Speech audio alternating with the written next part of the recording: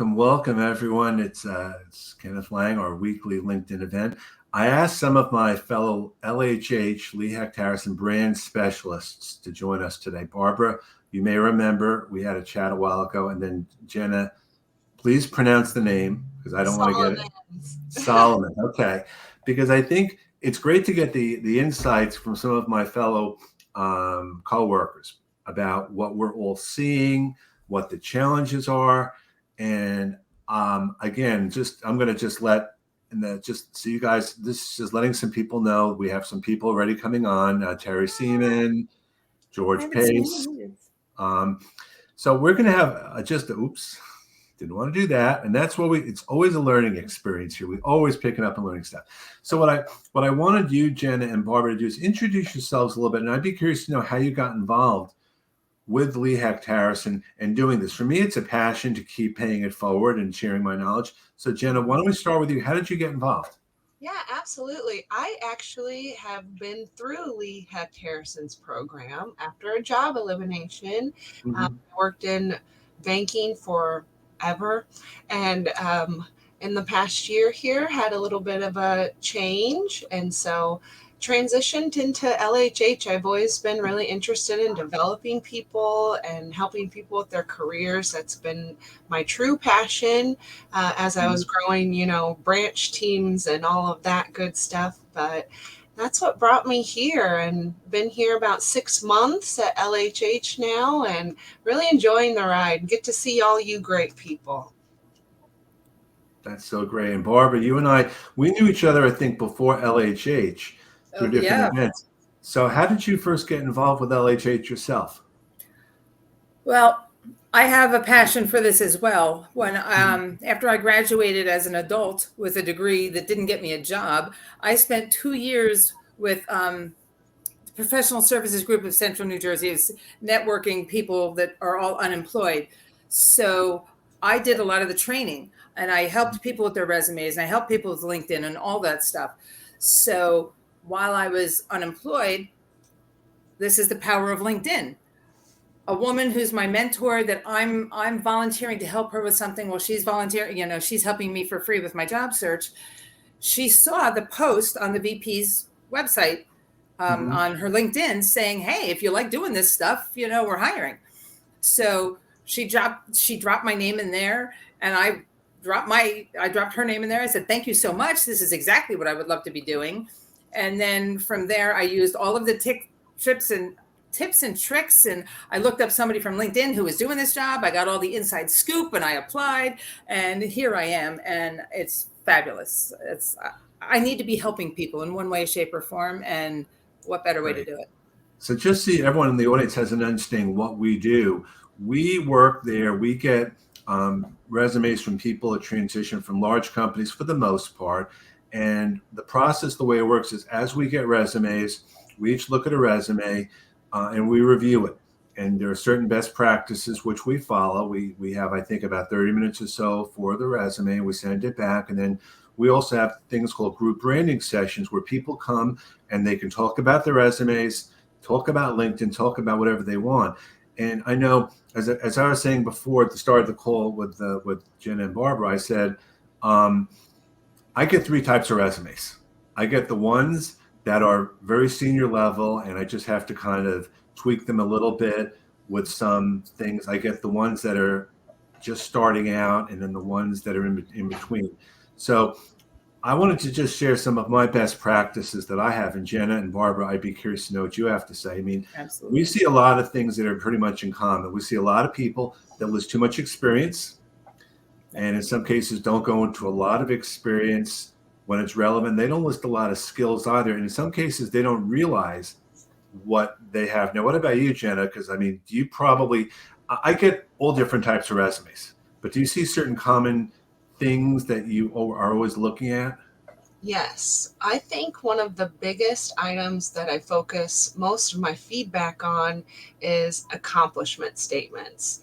Really focusing on the amazing things that you've done and what sets you apart from the other people that are applying for that same job. So many times we see all of the responsibilities and everything that you would do day to day, but really, what did you do to make yourself achieve higher, elevate yourself above those others? So, What about you, Barbara? Do you see certain things? Yeah, I was actually going to say the same thing, but in a different way, Mm-hmm. because I remind people that they all have a job. They are salespeople, and their job is to get people to buy into the fact that they are the right fit for the role.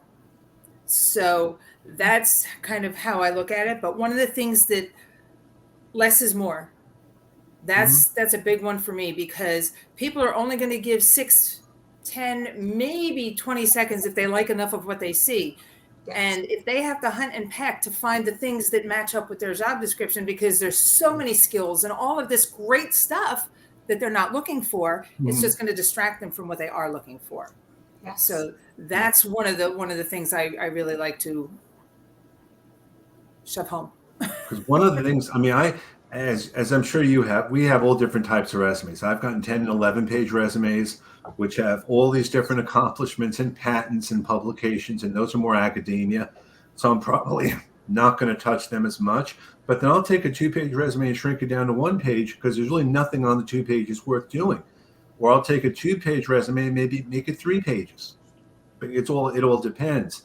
And I'd love for people from the audience to share some of what challenges they have as well, because every one of our resumes we do a little bit differently. I mean, we have our best practices here, but everything is a little bit different. I mean, some people are just so wordy, and it's like, oh my God, I can barely get the words out when I'm reading it. Yep. That is something that I see often, as I'll go through and I'll delete the word "the," because every sentence has just words and words and words. Absolutely. What was that? You were talking, Ken, and I had something to add. What was the last thing that you said? I'm talking about the things that we see on the resumes, like they're very wordy at times. The length of the resume. Length of the resume, sure. So one of the gentlemen that came to one of my group sessions has been hiring people for 32 years. Mm-hmm. Guess how many times he's looked at the second page of a resume? How many times? 0. Really? He has never looked at the second page. If he doesn't see what he wants on the first page, he goes to the next resume. So, and it all depends on who's getting the resume. You don't know who's getting it. So you have to do your best to make every section stand out and sell you. It's your marketing collateral. I also see a lot of abbreviations, a lot of things that are very specific to the industry. And I know in some cases you can probably get away with it in the skills, but it's like either alphabet soup or it's something that the company they're working at knows about. But again, it's hard for me sometimes to be impartial. I got to be honest about things and set myself apart, but you do the best you can. And sometimes I've just walked away and then come back because I just have to kind of get my thoughts together. Because the last thing any of us want to do, we don't want to be critical in a negative way. We want to be very positive. Yes. So, and that's a big, not a challenge, but we have a certain template we go by. You're doing great, but here's how you can do it better. Absolutely. And it's amazing how many people are still using summaries and objectives. I remind people, unfortunately, nobody cares about you. They don't care what your hobbies are. They don't care what you want to do. All they care about is what you can do for them, the accomplishment statements. And the accomplishment statements it's show me, don't tell me. Right. Don't say, I wash windows. No, I wash 35 windows an hour and Right. they're spotless and, I've been commended on my windows, and the metrics are important, and how quickly you turn things around, how much money you brought in, all that stuff. You have to show them. And I also move things up they hadn't thought about. People that are fluent in more than one language, I'll put that right off the bat. I mean, if you're fluent in English and Spanish, or if you're fluent in English and Chinese, or whatever it is, or you put that up at the top, because that's going to absolutely separate you from everyone else. So I have a question here from Carl Cooter. What do you recommend from visual style, given the same resume has to be screened by a robot before a human? I know we have best practices with terms of typeface and things. But I'd love to know what you, Jen and Barbara, have to say about that. Visually, what style would you recommend? You want to take it, Jenna? Go ahead, Jenna.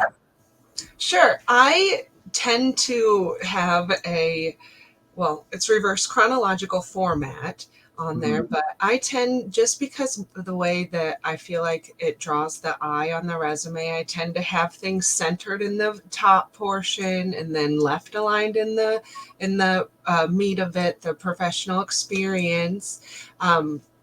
And then centered again at the bottom. That's just a little bit of the formatting there, but something that I think what Carl is, or at least what I'm reading Carl's question as, is really, we have this really plain applicant tracking system friendly resume, and then how do you set yourself apart when an actual person is looking at it? I know that you guys probably speak to this as well, but I talk a lot with the candidates about having multiple different formats, and not necessarily formats, but maybe edits. So a really plain looking applicant tracking system friendly resume. And then if you're wanting to have a little bit more aesthetically pleasing, something a little bit more fun to take to an in-person or a virtual interview, that is something that I think is a really big strategy. Because then you're not battling the ATS system, but you're really, putting forth the effort where it matters when you get the interview.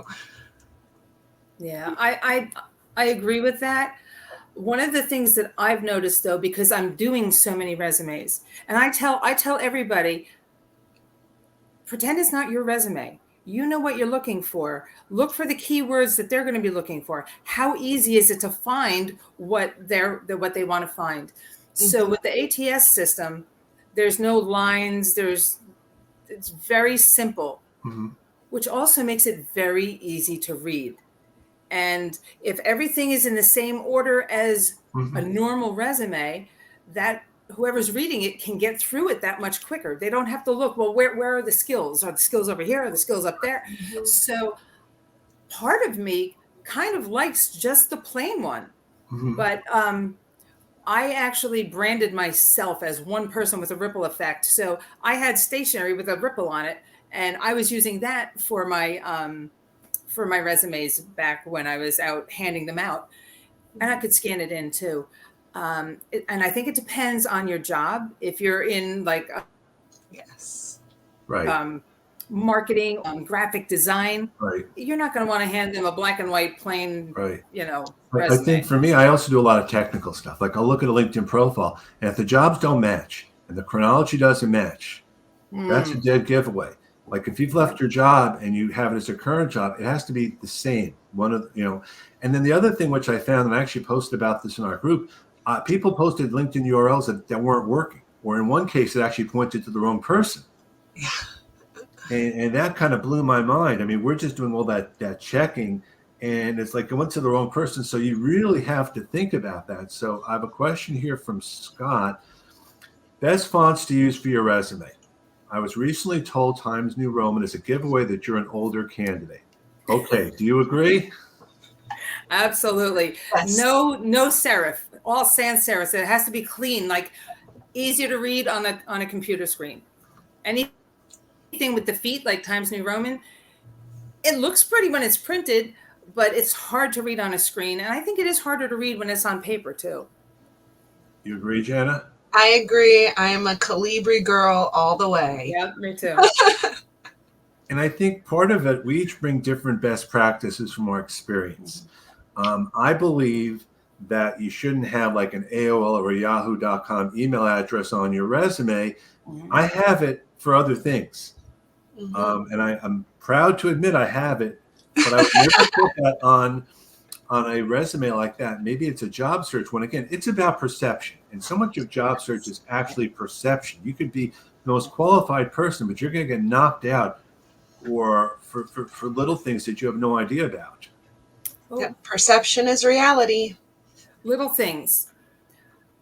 First of all, with LinkedIn, I see a lot of people when they put their LinkedIn address, https://www. You don't need any of that. If it's just, LinkedIn/in/your name, whatever that is, that's all you need to put on there.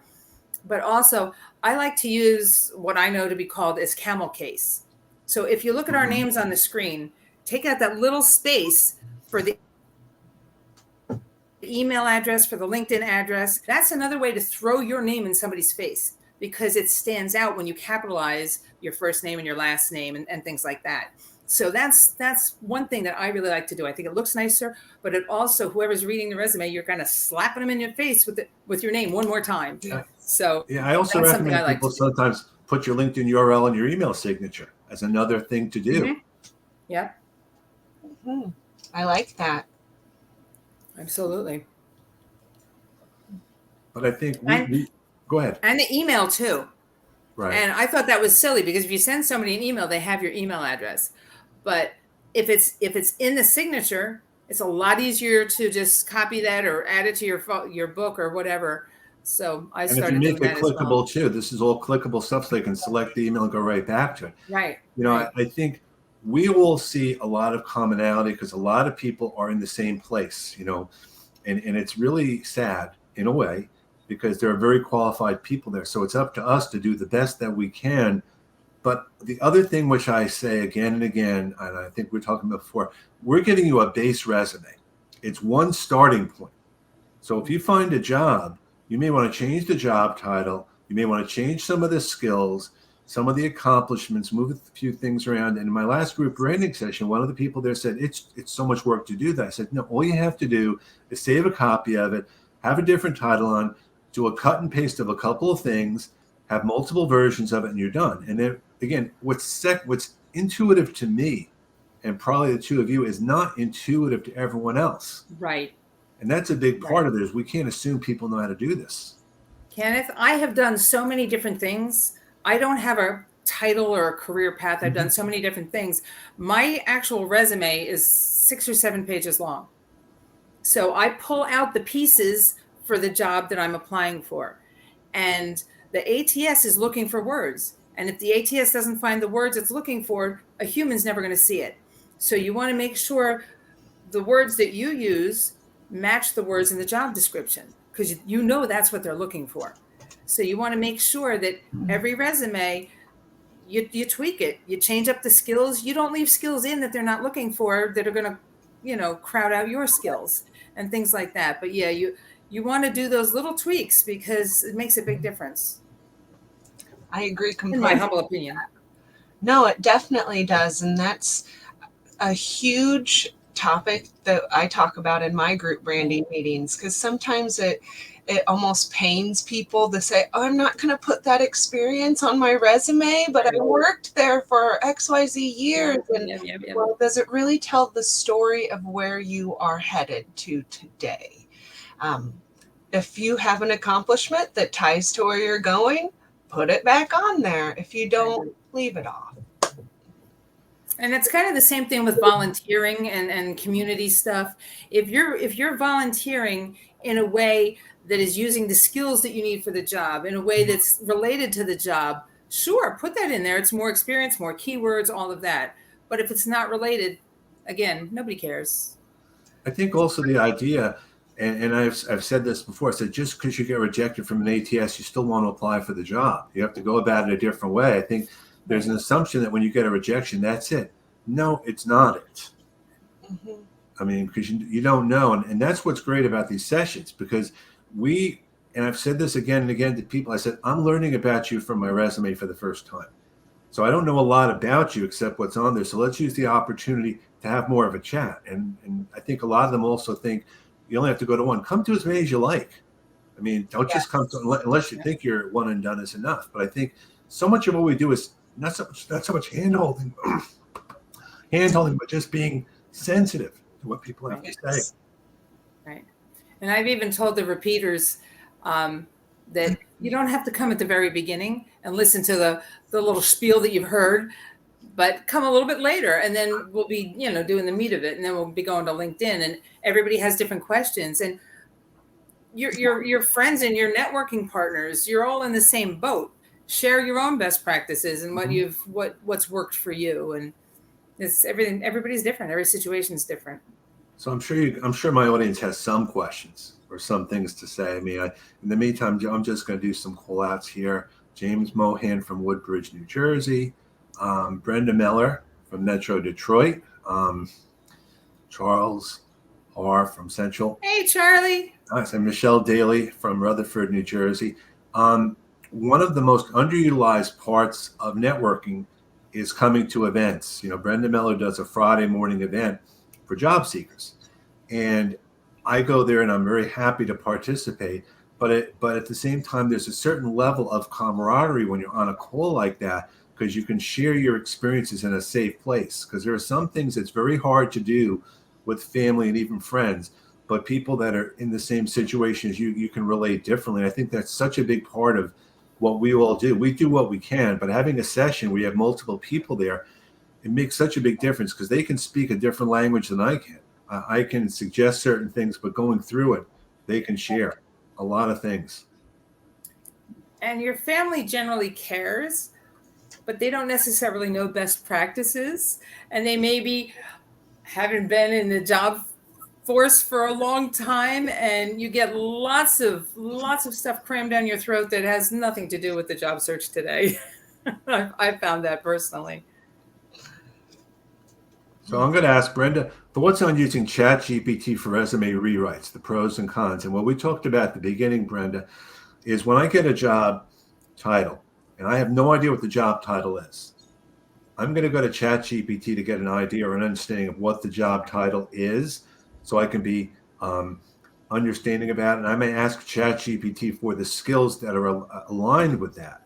So from that standpoint, it's helpful for me as someone who doesn't know the person. I would look at resume ChatGPT as an informational tool, but I would be very careful not to do it too much, to make it like a cut and paste of what it is, because I'm pretty sure hiring managers are definitely catching wind. So what do you think, Barbara and Jenna? For me, what's really helpful is it prompts my memories.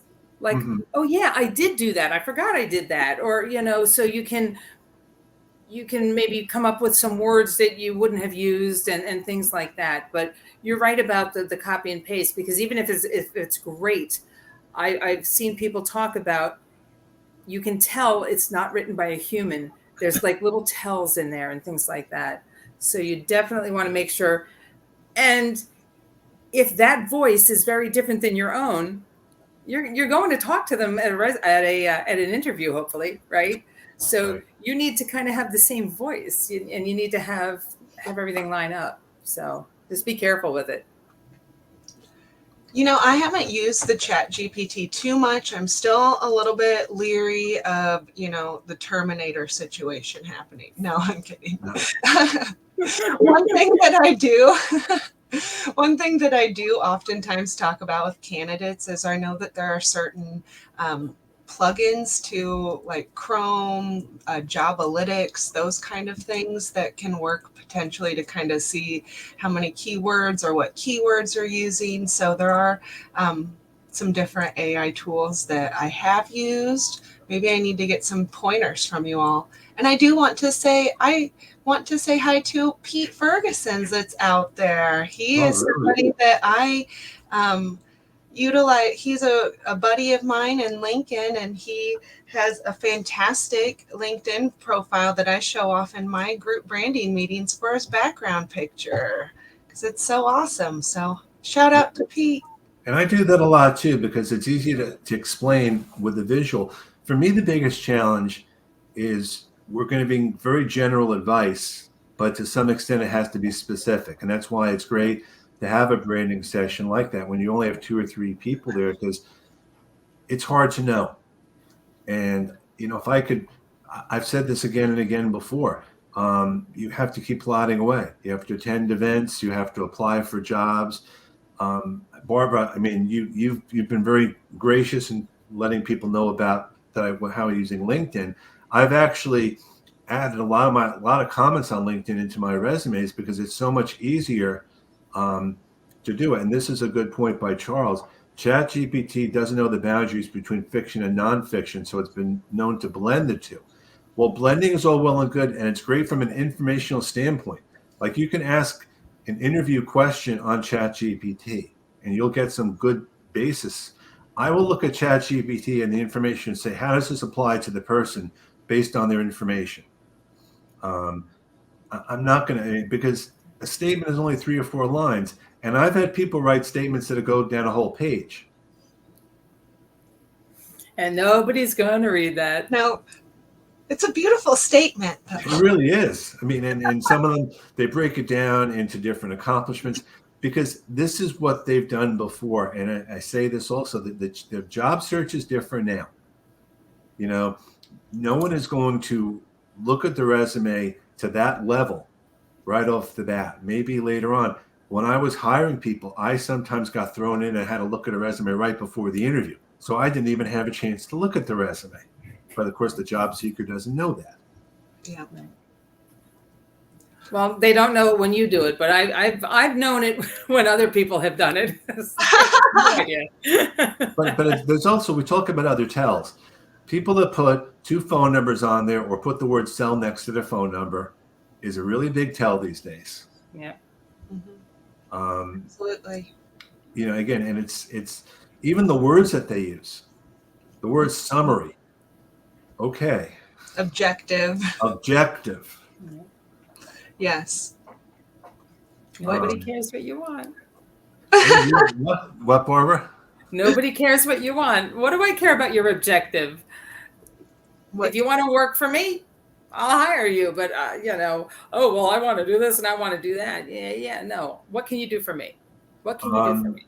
And then, you know, we don't even talk so much about cover letters there, but I'd love to get your sense here. How valuable do you think a cover letter is when you're applying for a job? And this, again, I've heard all different things, you know, and this is also true with Easy Applies. Do you think a cover letter makes a difference now? Would you suggest a cover letter? I tell everybody, unless it says do not send a cover letter, send a cover letter. If they don't want to look at it, they can toss it in the trash, but they might want to look at it. So you're giving them the option. Mm-hmm. If you don't have it, that's words that aren't going to be picked up. That's a story that goes untold. Mm-hmm. So I suggest always doing a cover letter if you can. What about you, Jana? You know, I've never really been asked a lot about cover. I mean, I get some questions from candidates often, but, you know, when I was hiring, I guess it didn't really ever cross my mind to want to really read the cover letter. It's like, I'll just figure that out when I'm talking to them. So I don't know. I see that as a branding specialist, I see the importance and the value of it. As a thinking back to my hiring manager, recruiting, that kind of days, I didn't necessarily spend my time looking at it. So the 2 things that I like about them, and it goes back to they only have seconds that they're going to look at your resume and stuff. So I like the T letters, where it says, you're looking for this, I have this. You're looking for this, I have that. So it's all just spelled right out there. They don't even have to think. They can see what you have and what matches up. But also, some people have a story they want to tell that they think is really going to help them. Get it out of the resume. Put the story on the cover letter. Yes. Put the story on your LinkedIn, but don't put the story in the resume. There he is. One thing that we also push a lot is not to go crazy with experience from the past. You know, and we go back and forth. I mean, it says 10 to 15 years, and I have to be honest, I've switched it up because sometimes after 7 or 8 years, the experience has no relevance to what they're doing. Right. So that machine doesn't exist anymore. Not only that, but that field doesn't exist, or I'm doing something now that had nothing to do with what I'm doing. And I think it's so important to put yourself in the best light, because again, if you put 10 jobs down on your resume and you apply for a job, you're going to have to fill out things for 10 jobs on the ATS. That's a good point. I learned that years ago. It's like, so then you can go delete them and delete them afterwards, but it's like, why go through the mechanics of doing that? What I've done with some people who work at a company for 25, 30 years, they may have a couple of jobs, and then I'll put like other experience at the company with their positions there underneath it, because you don't want to minimize that. But at the same time, what have they done? And I had a disagreement with someone who worked at Bristol Myers. I'll use the word disagreement respectfully, who said, "Why did you take this off my job from 20 years ago at Bristol Myers?" And I said very diplomatically, I said, if it's really that important, why didn't you put it further up in the resume as an accomplishment or something so it would be seen? And again, we had a good discussion at a group branding session about that, because I said, this is my thinking. We don't have to agree. And this person happened to be retiring from Bristol Myers Squibb, as it turns out anyway, and he wasn't looking for another job, which I didn't know at the time. But again, it's building a relationship, because you just don't know what people are going through. And we also have a lot of people there that English is not their first language. Yes. So we have to be very cognizant of that. Absolutely. And going back to what you were saying a minute ago, it's a resume is very defined real estate, and you have to make the most of that real estate, and it should be relevant job experience. I might have done 10 things at my last job, but only 2 of those things are relevant. That's what my bullet points should be about, is the relevant stuff. The other stuff doesn't matter for this particular job. And it's hard. Like, I think it was Jenna who said it before. I don't remember. When you've got this great accomplishment, but it doesn't align, get it off the resume. Yeah. You never know what interview question will be asked. Maybe you can still bring it up in the interview. Absolutely.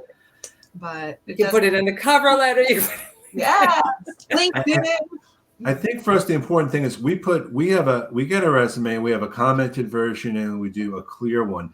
And when we do the commented version, I know I try very hard not just to use what our suggestions are, but to personalize it a little bit more as to why, in addition to that, because and my tone is different, I'm sure, Jenna, than yours, and I'm sure yours is, Barbara, so that helps too, because it's a starting point. We all come from slightly different places. And that's why I always say, come to the group branding sessions. Actually, it says it in the email, and I think, Barbara, you actually edit yours a little bit too, because I was getting questions again and again of how to find the most recent resume, and I think Carolyn put something in, but that's true. It's like they ask questions because they don't know. Yeah, I added some things for that reason, exactly. And if somebody else is doing your resume and putting comments on it like we're doing, that's a lot of information coming at you at once. Yeah. And some people just get overwhelmed, I think. And then they're going to miss everything. But so, I try to make it little bites so that it can be absorbed. I've actually taken out some of the samples based on some of the statements there, because it's so wordy. Yeah. Mm-hmm. I'll hope Carolyn isn't listening, but. Well, and it comes to, I think that you both are saying some really great things, because a job seeker needs grace from us and from themselves. And a lot of times, and I know from my experience, right after my job was eliminated, it was everything is coming down around me and I cannot even breathe, and all of this other stuff that maybe I wasn't even, because I didn't, I sent my resume into LHH when I was in the program. I got my commented version back, and that's all I did with it, because I didn't read the email correctly, like we've talked about. And I didn't see the value and the traction that I could get from these things. And maybe that was my frame of mind at that moment. So job seekers and just need to give themselves grace, I feel like, because, when you have your job eliminated or you lose your job, everybody's like, you're great, you're going to get a job in no time and blah, blah, blah. And then, the months passed and you're like, well, maybe I'm not that great after all. And so I think that is just something that's so important. I love Joey's comment. I see that positive beats negative every day. I agree completely, 100%. But it's just difficult. So remember to give yourself grace. And as Barb and you have both said, if it doesn't work, try something different. Give yourself some different traction. Don't try the insanity route. I know what is happening to me now. I'll get back in a second, Barbara. Is that people ask me now? We send the resumes out, and we have our suggested branding session dates, and then I get an email back 3 weeks later. Do you have new dates? Because they haven't really gotten around or haven't processed when they want to do it. Yes. And so again, and that's just a part of it because everyone's in a slightly different place. Barbara, what did you want to say? I was going to piggyback on what Jenna said about, especially when it first happens. When I started this whole journey with PSGCNJ, and I used LHH back in 2016, where these group sessions that we have met in person, and you were networking and you were talking to people. And I try to get the people in my group to at least connect with each other on LinkedIn and share information and stuff. And to Joey's point, you want to be around positive people. Mm-hmm. So you find all these job seekers, you network with them, you network with people in your industry that are working, because that's important too. But you stick with the positive ones because you need to lift each other up. Yes. I think sometimes people don't even know where to start asking the questions. That's what's happened to me quite a bit. I'll have a session there and everyone's going to be like, okay, I'm here. What do I do? Right. And Yeah, I agree. It's almost difficult also from a job seeker point of view, because at a job, many people are just, this is what you're doing today. This is what you're doing today. And it's like, oh God, what do I do today now to get back to that? Are any of your sessions in the evenings? Because I was debating about having an evening session once in a while or on a weekend, and I go back and forth about that. And I'm just wondering. I'm actually going to post this in our team site. But what are your sessions all during the week and during the day? I have right now 2 sessions. I might add a third, but mine are every Wednesday at this time and every Thursday at that time. There's no dates. I don't have to think about, when's my next meeting? I know when my meetings are. People, if they want to come back, they know when my meetings are. And I laugh. I'm like, it's the same link, right? So 10 years from now, if you want to drop in on my meeting, come on in. You know when it's going to be. But so that's how I do it. And I haven't really thought about evenings because they're harder for me. Yeah. Because I have stuff going on. But that is a good point. No, it'd be interesting, I think, to see the amount of people that come to the evening time. I've never had an evening meeting. I'm open to potentially trying that, but I thought about that once. I figure maybe I'll do one on a weeknight just in case, because maybe people are busy during the day. Again, I don't know. I mean, we're all kind of doing this to the best of our ability. So I want to thank you, Jenna and Barbara, so much for chatting today. This was a lot of fun. My pleasure. Thank you for inviting us. Thank you. Yes. So it was good to see you, Jenna. Yes, you too. We hardly just so you guys know, we used to have sessions amongst LHH with all of us on a call. And it was the most amazing thing, because we would all be able to have conversations and learn from each other too. And I think that's so important too. Absolutely. So I want to wish you all a great day. Next week actually marks the third 3 years of doing these. So I'm like, really? Yeah. Wow. Congrats. That went fast. 3 years. It was Nancy Aronson, my fellow introvert. We had the conversation. And then the week after that, Ed Hahn is coming on Monday instead of Tuesday because of 4th of July. But and I just letting people acknowledge, we're getting all the thank yous now, of course. You're welcome, everybody. Yes. Thank you for coming. Yes, this would have been really boring if there was nobody here and we're just talking to each other. Yeah. We basically were talking to each other, but sure. All right. So have a great day, everyone. Happy You as 4th of well. July early. Yes.